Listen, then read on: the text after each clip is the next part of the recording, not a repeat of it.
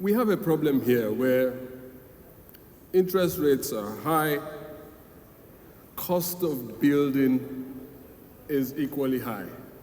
So, on both sides, there's a squeeze.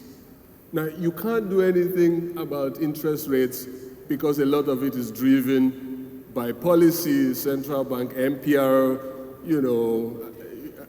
but perhaps we can do something about cost of building. Perhaps that's more within, our reach in terms of, trying to see how you can bring down the cost of building so that you can have more first-time mortgage buyers. Kola, you are the MD of ARM Properties, just tell us, this issue of building costs, we hear all kinds of things about, there's this new technology, there's something, you can do to reduce the cost of building. I mean, what's been your experience, and how has it played out for you? Thank you very much. What we've done, I think the first thing that we had to do, I think Roland hit on it appropriately, that you just don't have enough data that can help you identify what this market is. What is this affordable price? What is this? How do you segment the market? So what we did in-house, and is always something I always advise other companies to do, is look in-house at your own data. So through our pension division, we started analyzing all the data we had, and it was quite interesting. ARM Pensions has about, give or take, about 360,000 subscribers. And we now said to ourselves, of these subscribers, how many of these have actually deposited or have deposits over 5 million naira or below 5 million naira? You'd be surprised.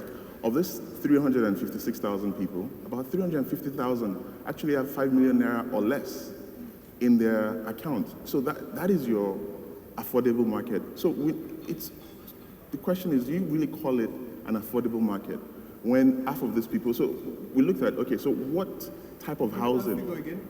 350,000. 350,000 out of 356,000 have less than 5 million naira in their pension account. But keep in mind, this is the formal sector. The informal sector is obviously much larger.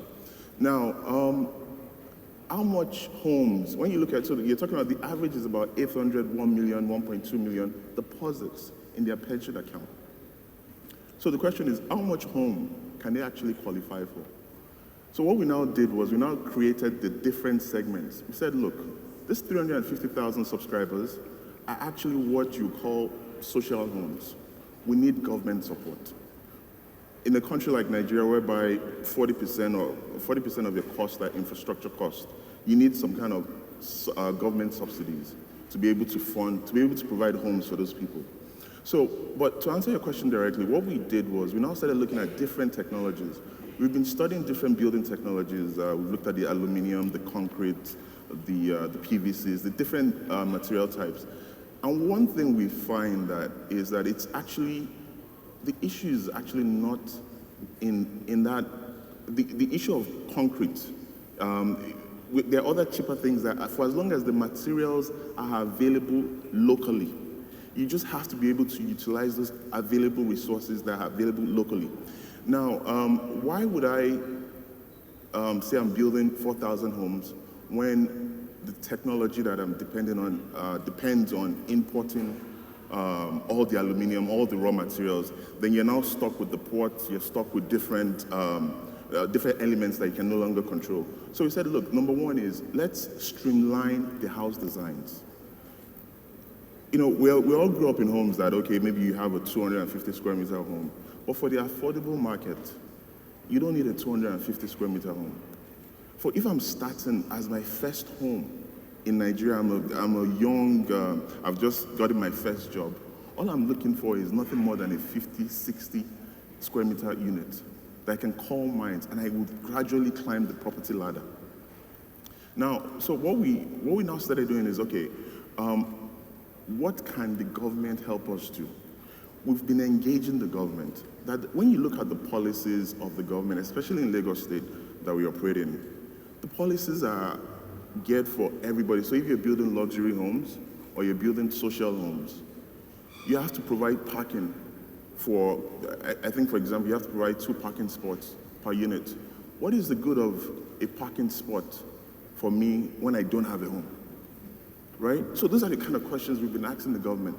When you look at the rules, the design rules, and they say you have to have cross ventilation. No, we need boxes to be able to, when you look at the designs that you can actually create, and it's possible, if you can streamline the designs, but the problem that we're facing is these designs are not approvable in this state. But guess what? They are approvable in other countries that we've seen. So what we've also done is we invested in a company called Mixta Africa, and they've done 5,000 units in Morocco. How are you been able to do 5,000 units in Morocco? And when you look at the company size compared to ours, but they're delivering. And what they tell you is that they have the government support. So the government has given them waivers for as long as you're delivering homes for this price point, we'll give you this type of waivers. So those are the kind of policies that we need the state governments to, I think it's really the state governments to really push on. Social housing is different from affordable housing. Affordable housing is different from luxury housing. You have to keep all those distinct and different. Do you have land in places that would be suitable for affordable or social housing?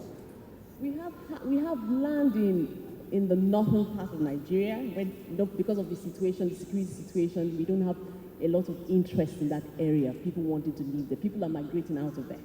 Okay. So that's another thing. And then the land we have in, say, Lagos State, Abuja, Port Harcourt, and the rest of them, they're actually strategically located. So the cost those are high for high HNIs. So you can't even think about that. But when you talk about affordable or social housing, you can't use what we have in our land bank. So because then you're saying, okay, I'm going to use that as equity, and I'm going to go and get cheap loan to actually construct. So it still goes back to going to the government. The government has to play a huge role in this. You have to have free land as well as infrastructure. And we spoke to a couple of people. So if you have free land in a place that you have roads that can get you up to that site, yes, then you think you'll be almost there? Almost there. At least you'll be better than where we are now. Exactly. That's a start. Okay. And we had an interesting discussion yesterday where we met about 3 different developers, and they're doing it. And the only way they've been able to achieve what they've achieved to date is because they have the buy-in from the government. And it was quite interesting, because I walked in there thinking, here we go again. But by the time we spoke with them, and they actually gave history of, these are true facts. This is not just reading case study. Yeah. This is somebody telling you that we've been able to do this. You might not be lucky in some states, but they say the government is listening. And okay, they've done thousands of homes, 400, and they're going from state to state, okay, engaging the government. And if they're able to get at least the land and the infrastructure, then they're able to actually build and actually sell to people for the likes of they actually said 4 million, So those people who have 5 million in their account they will be able to buy those homes? Yes.